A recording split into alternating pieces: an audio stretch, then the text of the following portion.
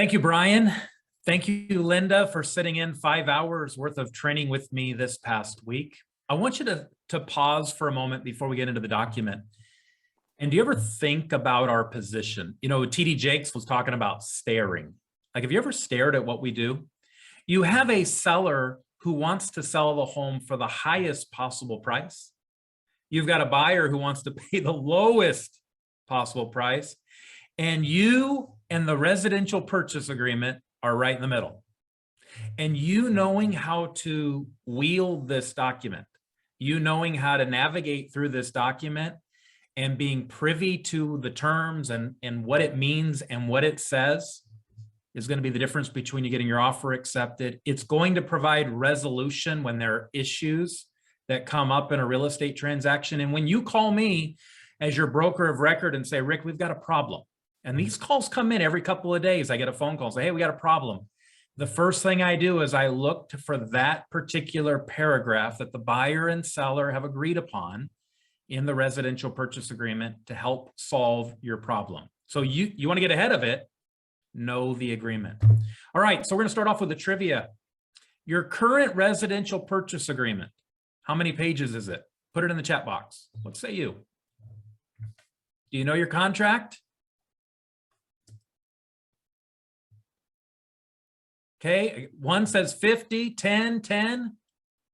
Come on, 10. Yep, you're absolutely right. The residential purchase agreement currently today, the one that's in your zip forms library, has 10 pages. And that particular document, I remember when it came out. I guess that dates me because it came out in December of 2018.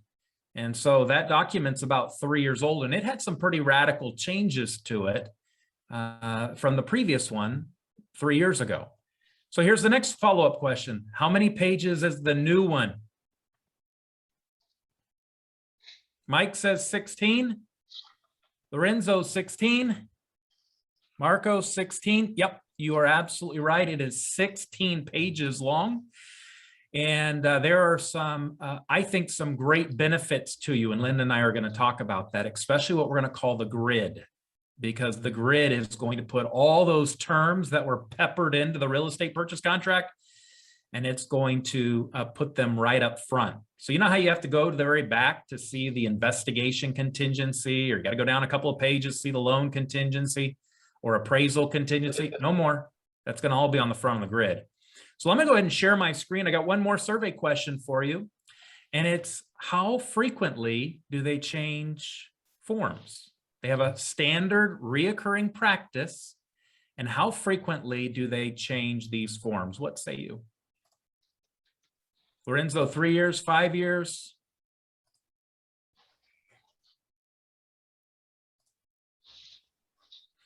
So what you may not know is that there's a contract, there's a board of attorneys, real estate brokers, and they make edits to forms every 6 months. You'll see it in April. You'll see it again in December. And that happens every year. This one is one of the big revisions that we have.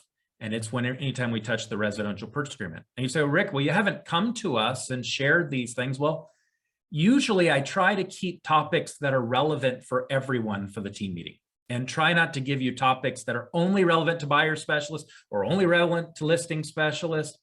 Those we have venues in which we can communicate.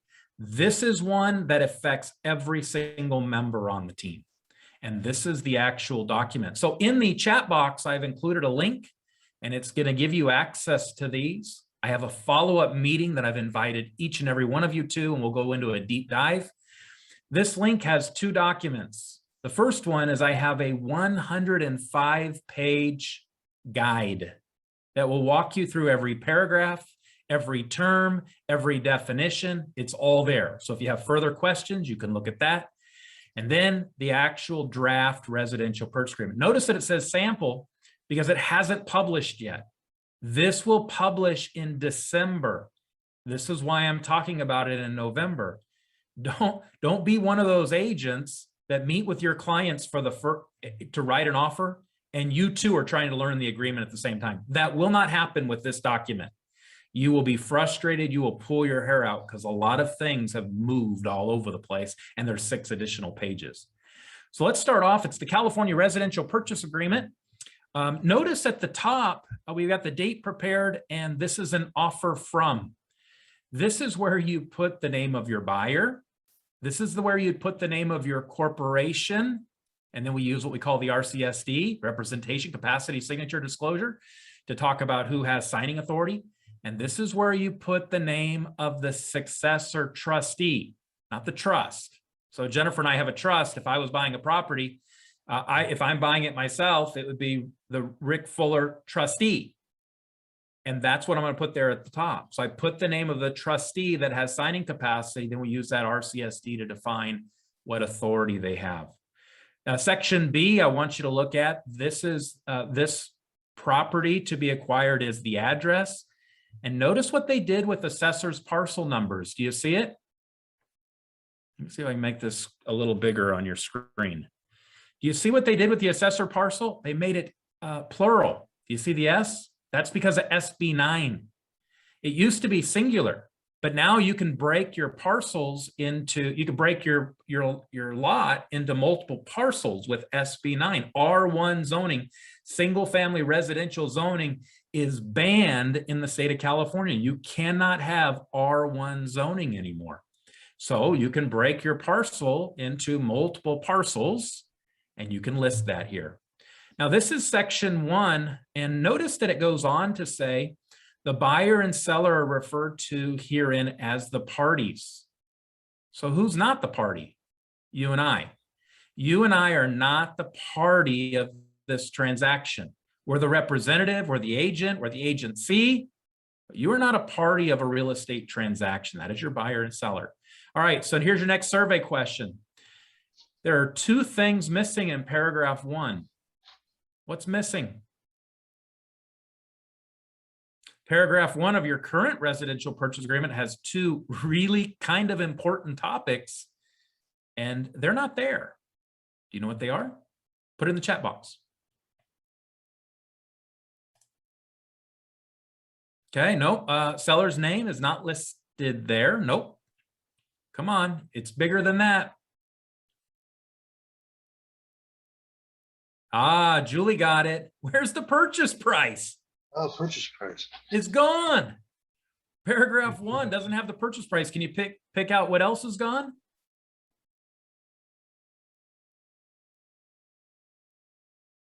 Yeah, Shelby, you nailed it. Close of escrow is gone. And so both purchase price and close of escrow have all been relocated. And if you're seeing my screen, let's go down to paragraph 3. And this is where all these details are now going to be found. We call this the grid. Like all of the terms are now going to be in paragraph 3. And it goes on to page 2. And it goes on to page 3. And all your terms are going to be found there.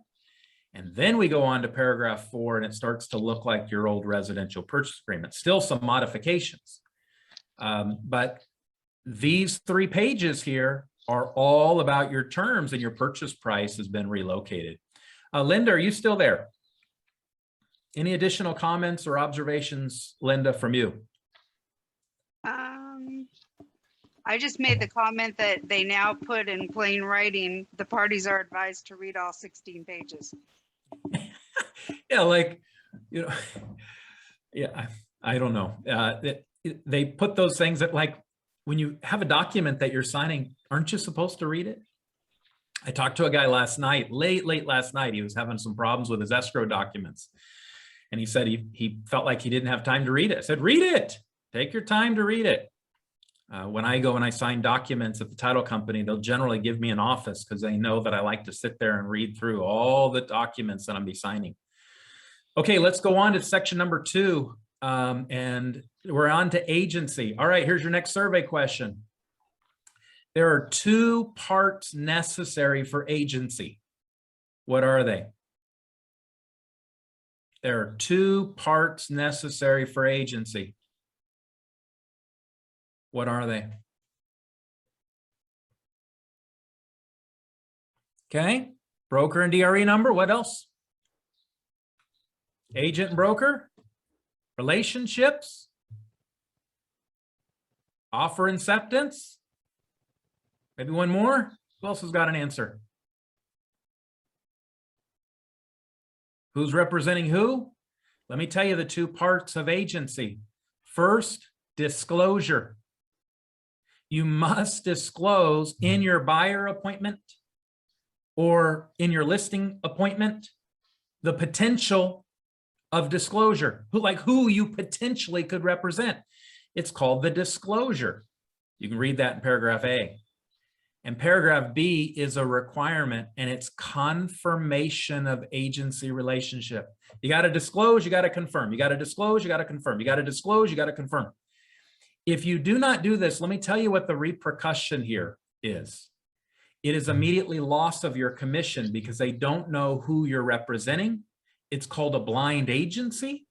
And the recourse is a forfeiture of your real estate commission. And that's been the case law for many years now when this is not fully complete, both with a disclosure. You know what document I'm talking about? It's the AD, the agency disclosure.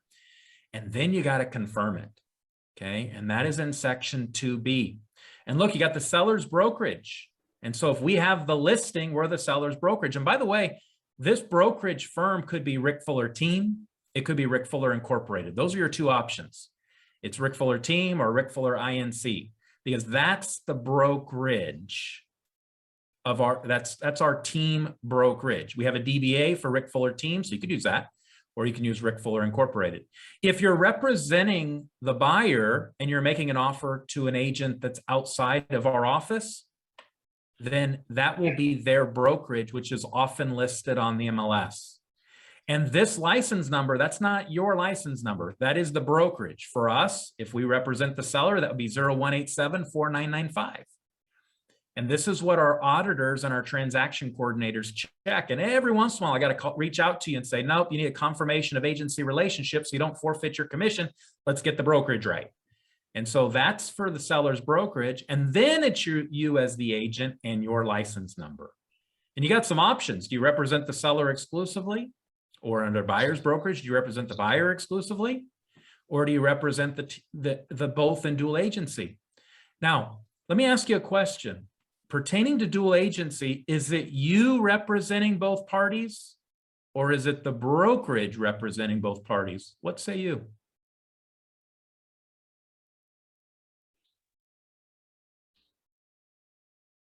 Brokerage, brokerage, brokerage. Yep, you got it right. So it's the brokerage. That means if Wendy has the listing and Shelby brings in the buyer, we represent the buyer and seller in dual agency. And this would be Rick Fuller Team. And then here in that example, it'd be Wendy Shear. And then you'd have Rick Fuller Team. And this would be Shelby Seeley. And it would be the brokerage number 0187-4995. Brian's right. It's not my personal number, which is that 0137-5683 number.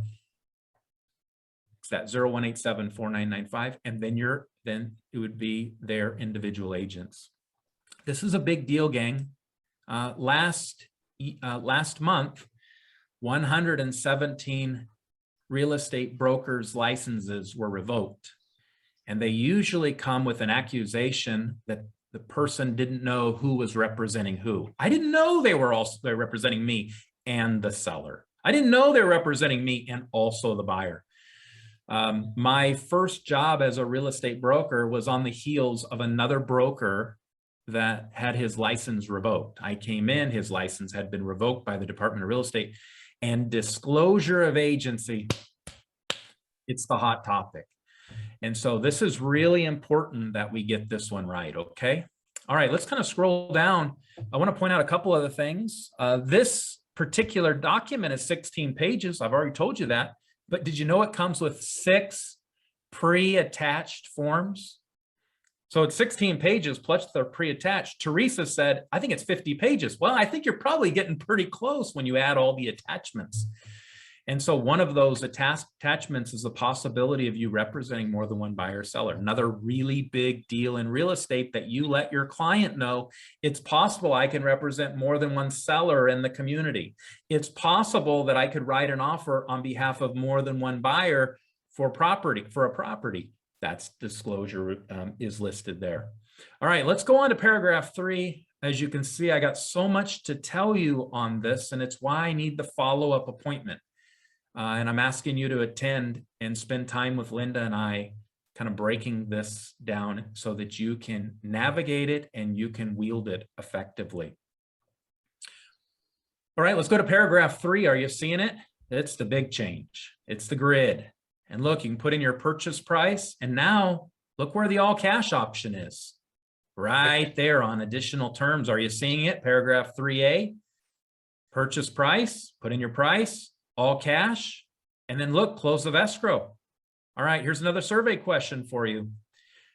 You have 3 different kinds of days. This one is just days. Look down into paragraph 3C, calendar days. Look down just a little further into deposit, it's business days. So here's my question for you.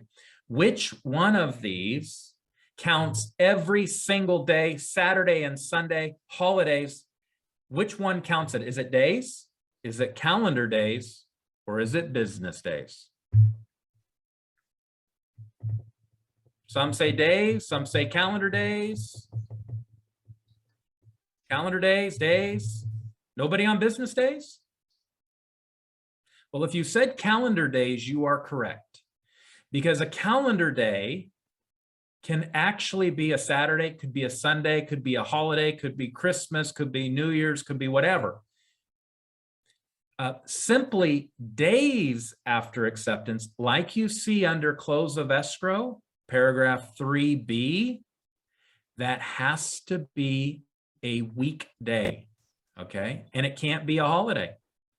So that could be a Monday, it could be a Tuesday, but it couldn't be a Labor Day or a Memorial Day.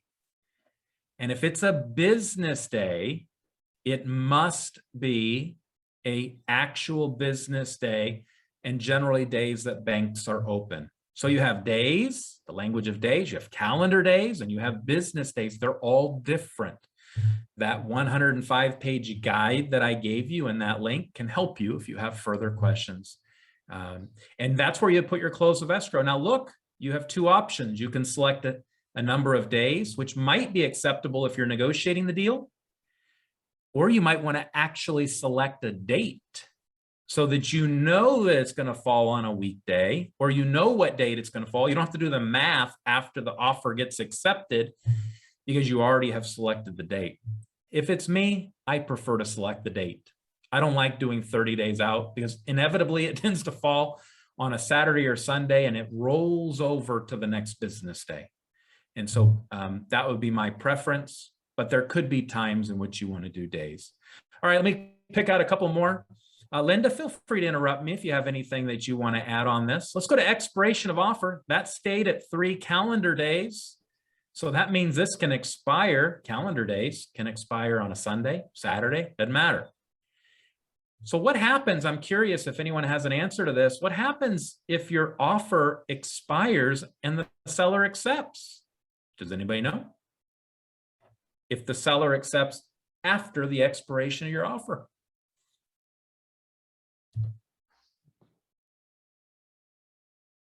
You could write a new one, you could resubmit. You need a new offer.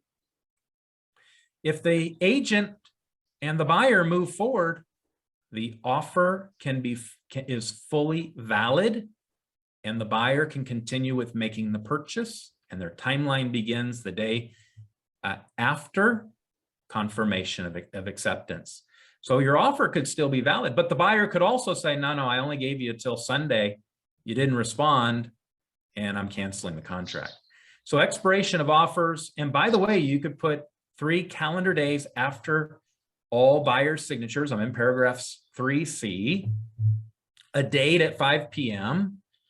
You could change it. So if you want to put a little sense of urgency on that offer and you want to get it accepted before somebody else, you could change the date from 3 days to 24 hours, or you might want to give them a little more time. They're on vacation, out of town, whatever the deal is. They're not looking at offers till, later on in the week. You can adjust that. Let me see if I can cover 2 more and then I'll bring it to close after deposit. Section 3D, initial deposit. This is the deposit that you're going to be submitting. And look, you can put a dollar amount, or now it's changed. What's new? The percentage of the purchase price.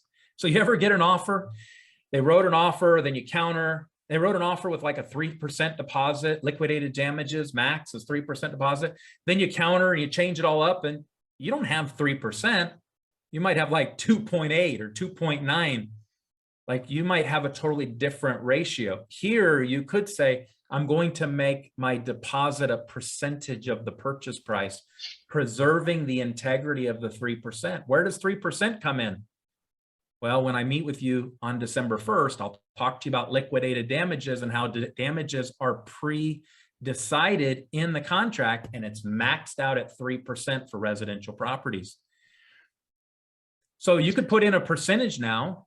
You could also notice that you can, under additional terms, section 3D, within 3 business days after acceptance, and look at the default. It's by wire transfer.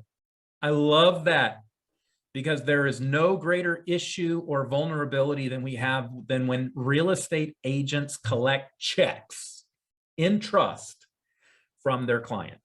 When you collect a check in trust from your client, hey, Rick, give this to the home inspector. Rick, give this to the title company. Rick, give this to the appraiser. Give this to the seller, or give this to the buyer. When you collect that, there's a process that you've got to go through, and you got to go to the office, deliver the check. It has to deliver in within 3 days. We've got to log it. We got to address it, got to get it to the next party within 3 days. So it's really important that we do that. That's why, as your broker, and I see that after acceptance by wire, and I like, yes, this eliminates that from happening, or at least minimizes it. All right, last one I want to cover, and that's going to be section 3D2. Look at this. You can put an increased deposit. Buyer says, hey, I'll put $5,000 now, and I'll put down $5,000 in 2 weeks, or upon removal of the contingencies. Now, I want you to pay real close attention to this. If you do this, whether you're a buyer or you're the listing agent, you better collect the DID form. Because if you don't have the DID form, you're not incorporating that additional deposit, the increased deposit, within liquidated damages, how disputes are handled. Really important. You want to have a frustrated seller collect another deposit, the deal fall apart on the last day, and they get that money back, and the seller's thinking it's going to go to them. So make sure you get the DID. And that's what this says. Money placed into escrow after the initial deposit. Use form DID at time for the increased deposit is to be made. All of that, of course, is found in your zip forms. You can also make that a percentage of the purchase price. Maybe, hey, I'm going to come up with 1% now, and I'm going to come up with 2% when I lift contingencies. Or maybe I'm going to do $5,000 now, $5,000 in a week, or in 7 days, or whatever the timeline is. You can do that with D1 and D2. You can kind of play with those deposits. And then look under additional terms, and I'll wrap up here. Section 3D2, go all the way to the right, additional terms on your screen. Look at what it now defaults to. Upon removal of all contingencies. So if you put in an additional deposit and you don't select one of the other alternatives, right? Like, or a date, or so many days. Like, if you don't do that, it's going to default that once they remove all contingencies, they got to bring in that second deposit. Linda, any additional comments on what we covered thus far? Just be there for December 1st, because there's several things that default to something that we're not used to. Let me look at some of these comments here. Let's see. I love the new contract, straightforward to the point. I think you will. I do. I think you're going to love how it's organized. Kurt, I'm new, but it looks cleaner and more organized. Yep. No more looking at page 8, 9, and 10, trying to pick out terms. There's some other stuff like closing cost credits that there's now a place where you can do that. There's other spots where you can make an offer with an increased appraisal. I'll show you how to do that on December 1st. So all of this is available. This is the class. It is December 1st. It'll be on my Zoom link, callwithrick.com. I'm going to go a deep dive. Linda and I will be doing that. I need you to plan for about an hour and a half with me on this topic. But I guarantee you, when you leave, you will feel comfortable that when this document rolls out in December, feel comfortable writing the offer.